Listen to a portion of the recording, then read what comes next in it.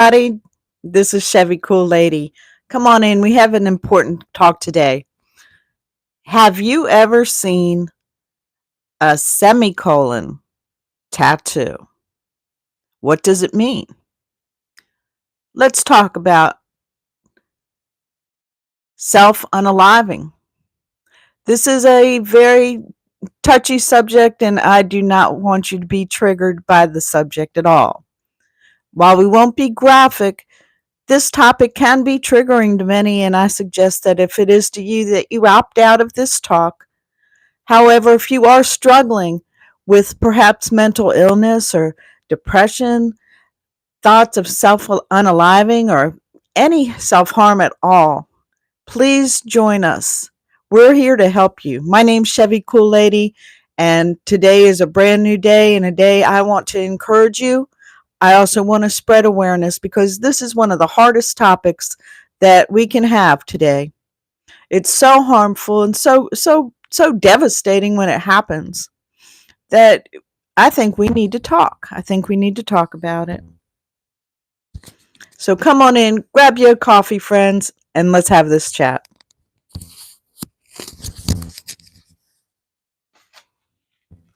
All right. Just let me know if you have any trouble hearing me, and I'll make whatever adjustments that I need to. Um, Sometimes we have technical difficulties from time to time. Whoops, like that. But come on in, guys. I'm Chevy Cool Lady. Welcome, welcome, welcome. Today we're talking about the semicolon tattoo. Have you seen one?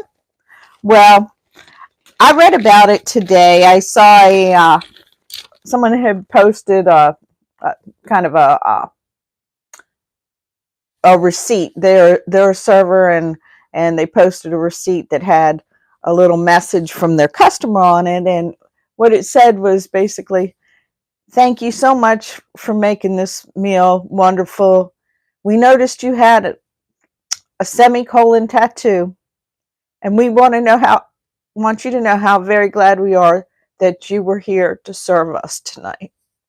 Because the semicolon tattoo represents an awareness and solidarity of people who have suffered with self-unaliving attempts, depression, or other mental illness issues. We're so very glad you're here today on so many levels. Have you suffered, my friend? You're not alone. This is a rough world, and we need to lift each other up. Depression can cloud your thinking, and it's hard to make good decisions when you feel that way. I know from personal experience, I've suffered a lot in my life with depression. It tends to run in families, and there's a lot of factors that can come into play, and at various times in my life, I've suffered so much with mental health issues. And in my day, there wasn't a lot of help for it. There wasn't a lot of knowledge. There was a stigmatism, so you didn't even want to talk about it. Putting on a happy face and pretending everything's fine only goes so far. It doesn't heal your mind. I'm here to let you know that the isolation that you feel and those types of thoughts can be overcome. I think that the best advice I heard anybody ever say when confronted with someone who was having thoughts of self-harm, they told them, can it wait till tomorrow? Sometimes you just need to step out of the moment that you're in and wait till tomorrow, because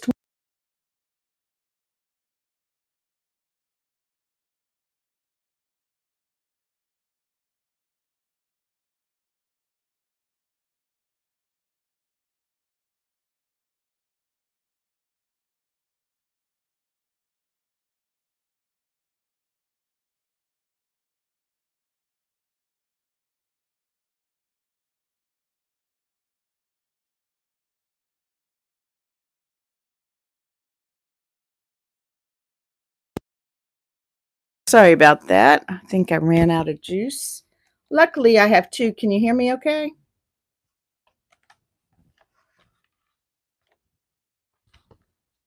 I can always tell when I have something important.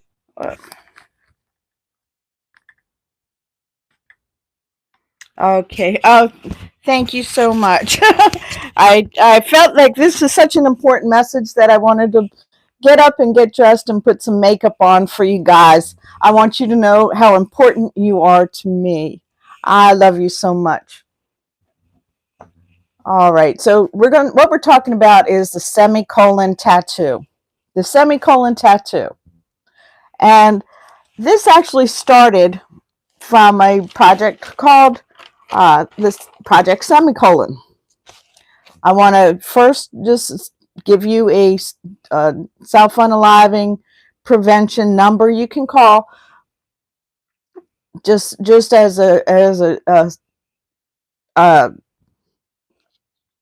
awareness tool, and that's 800-273-8255.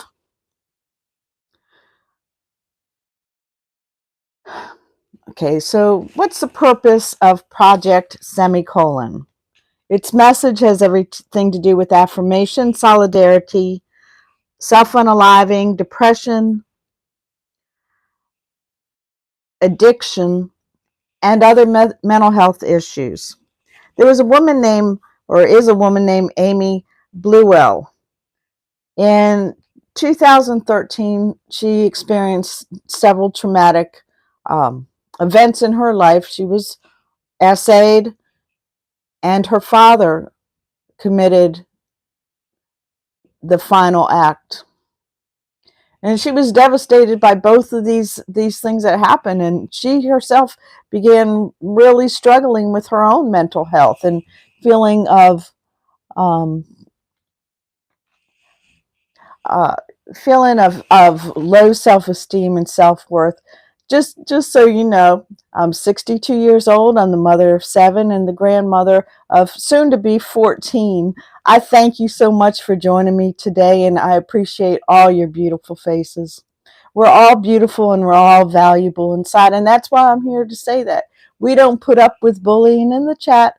So, if you don't have anything better to do, then you can just scroll on. We'll kick you out because we're here to learn and we're here to support each other in a really serious situation, because every day people are taking their own lives and people battle with depression, addiction, and all kinds of mental illness, and they do so silently behind a mask because they don't feel that they can even bring it out to other people. So I really appreciate you so much for joining me. Amy Blewell was essayed, and in another event, her dad self-alived himself. So in 2013, she came up with Project Semicolon to offer support. A semicolon is used when the author could have used a period but chose not to. The author is you, and the sentence is your life. Project Semicolon is dedicated to the prevention of self-unaliving, the awareness of depression, also to equip the community, and to promote mental health. So I heard about this morning. I saw the little receipt that someone had posted where someone left a message stating that they had seen the semicolon tattoo, and was just so happy to have them there serving them. And it brought tears to the eyes of that server, because sometimes you just need to be acknowledged. You need to be um, valued, and when you don't.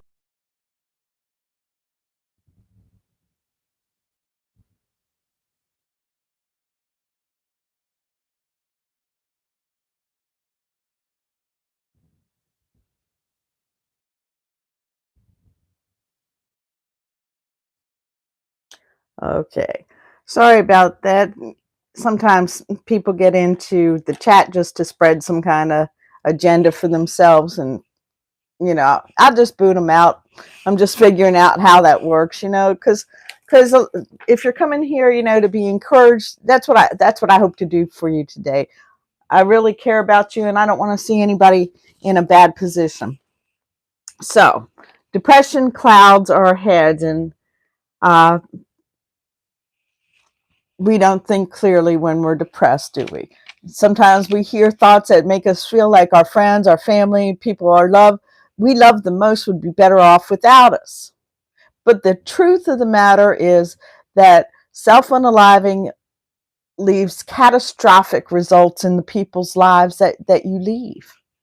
Catastrophic. It's likely that your friends and your family will never recover from losing you by such a preventable means.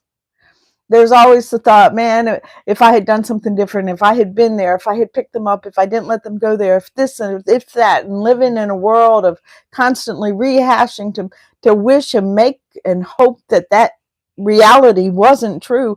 But it always comes crashing down to the fact that this person did this act and removed themselves from life. Like I was saying, the best answer if someone comes to you with that thought is to get them to think, can it be done tomorrow? And put it off, because tomorrow you can put it off till tomorrow again. You can always put it off, but once that final act is taken, it's over. There's no second chances. It's done. It's a done deal. And the devastation and pain that it leaves behind is immeasurable. It's immeasurable. And I know that most people would not want to do that. They're just not thinking clearly. They're not themselves. So let's go over some information.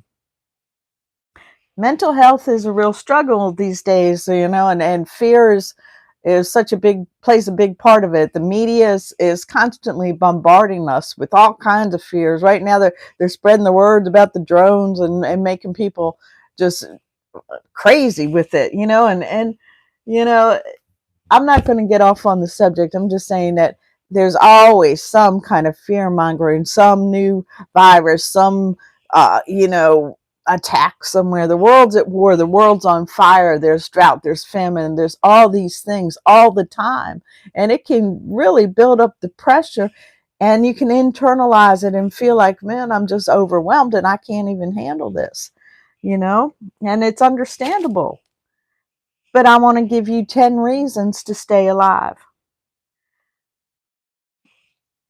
Because today, listening to this particular episode, you and I are both here for one reason. We're here because we want to be. And that's a good thing. So, number 10,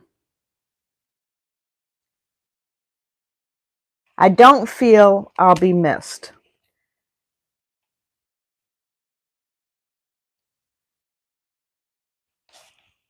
You might not feel like your friends or your family will miss you, but the fact of the matter is they don't miss you because you're here. If you weren't here, they would miss you.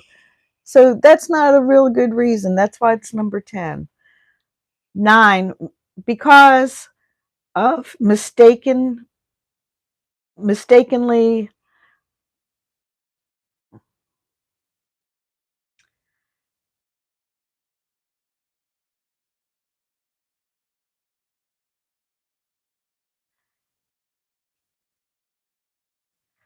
Number 8, I feel I don't fit in.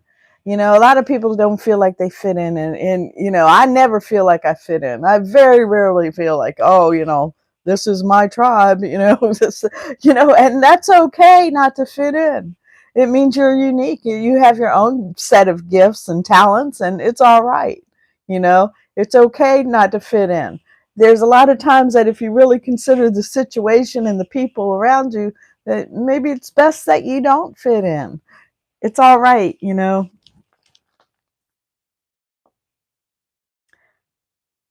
Sometimes you pay too much attention to personal physical flaws. Uh, you know, Maybe you're a little overweight, or you're, a little old, or you're a little too young, or maybe whatever, you know. Maybe you have freckles like me and people make fun of that, at least they did when I was a kid. I had red hair. Oh boy, I stood out like a, sore thumb, and all the kids made fun of me. They had a whole game to torture me. It was called The Redhead is Dead. Yeah. And they all chased me around the whole playground, until finally, I had a comeback for them. I'll tell you about that on another day. But, we all suffer, childhood trauma because of our physical attributes.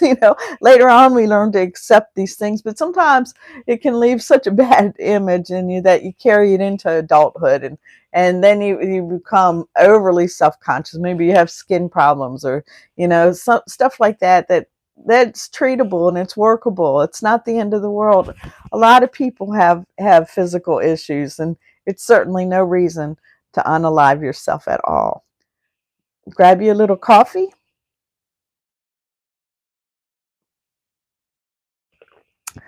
I've been up early, trying to put this together for you guys because I felt it was so important. I thank you so much for joining me. Um, Maybe sometimes you feel so embarrassed about a situation that in your mind you think, I'd rather die than have to face this or have to face it again. Maybe for some reason you got humiliated in a public situation or a work situation or whatever, and you feel like you just can't even face it. Believe me, everything passes. My dad used to say, this too will pass. And even the worst situations, progress is made in them. And the pain and the disappointment, the embarrassment fades away over time. You know that to be true. You don't live always in a bad moment. Things are good, things are bad, things go up, things go down. It's just how life is. It's a roller coaster. And I know it's hard to deal with sometimes, but everybody has to go through it. And if you're at the down stage, hey, you're going back up again. It's going to happen. You're going to reach new peaks. You'll have new ambitions, new thoughts. We're just in the midst of a hurdle right now. That's all. This too will pass. Mm, Maybe number 5, easier not to be here. Well, that's what we think. Maybe it'd be just my whole life would be easier if I didn't have one. Well, that doesn't even make sense, doesn't that doesn't make sense. Sometimes, number 3, I said, I feel like I'm a burden. Well, you're not a burden. The problem is you're probably not calling your friends and not calling your family. You've probably isolated yourself, and you feel like if you did reach out to them, you'd be burdening them. But the truth is, you're keeping all your emotions inside. You're not a burden to them. But if you harmed yourself, that would be a huge burden on your friends and family. That's the kind of burden that's crushing. You're important. And it's important to get your feelings out and find people you can trust, whether it's friends, family. You call even an anonymous hotline, an unobjective party. When I was going through my phases of addiction 20 years ago, I had a friend who said to me, just unload on random strangers. Just tell them your problems. You'll never see them again. The guy in the store, the person on the bus, just start talking. And I did, and it helped. Sometimes you need a neutral third party just to let you vent. And then you go your separate ways and you feel better. Sometimes you can't share everything with friends and family. And I love my family so much, but it's so hard because I know that they keep a lot inside themselves, and I want them to know so much how important they are. And get those feelings out. It's okay. We all go through these things. We have our ups and we have our downs. You're not a burden, and it's probably time to start unburdening yourself to your friends a little more. Number 2, I'm not who I'm supposed to be. Maybe you had dreams for yourself when you were young or at another point, and maybe those dreams didn't come to fruition. Maybe you don't even feel like you've lived up to your parents' expectation or even your own expectation for yourself, and it can be disappointing. You can feel like you don't even know who you are. Well, it's time to find out who you are in this present age, not at age 7 when you wanted to be a doctor, not at age 14 when you first had your first little puppy love crush, not at 27 when you had 2 kids and you thought that you'd be, mom of the year, and you're finding out that being with kids is exhausting and you're feeling run down. Maybe you're not the person that you thought you would be in a given situation, but you are valuable and you do have things to offer. Sometimes we just get in a rut with ourselves where our little neurotransmitters are just lined up like a railroad track, where you start off with one thought and then it runs along right to the end result, which makes you feel depressed, that makes you feel worthless, that makes you feel not valuable. You're in a rut in your thinking, and there's ways to break out of that rut, to bring back your true critical thinking, to live the love you are, like Kathy O'Brien says, for you to regain your mental composure. Art, journaling, picking up a pen and paper, there's something in that actually helps your brain to work better. There's ways and patterns to draw that actually help your brain form new neurotransmitting connections. I'm of course not a neurosurgeon or anything like that, but I've done some research on it because I myself wanted to improve the way I think. And they always say, we're like computers: put good in, get good out; put bad in, get bad out. So sometimes we have to cut off some of the things that we've gotten in a habit of watching. um, I love true crime. Sometimes I have to turn that stuff off because it's dark. It's dark and my mind can only take so much, and I need to regroup and revamp. And in my personal life, what I've done is I've started working for the cause of missing people and getting word out about true crime that I find unjust. So it's not just true crime for the sake of it, but I've turned it into a purpose with my channel, or I'm developing it at this time, and it's kind of my way of balancing things out mentally, and the most important thing is really get outside, get out of these algorithms, really turn off your electronics for a minute and take your shoes off and walk in the grass, or take a walk on the beach or by the creek or by the river, or on a hill overlooking your city, or wherever you happen to be. Get back in nature. Put your feet in the grass and get those good ions that are just emanating up from the earth to heal your body, because they're not going to go through your shoes, I don't think. Sometimes you just got to get close to nature to get back close to yourself.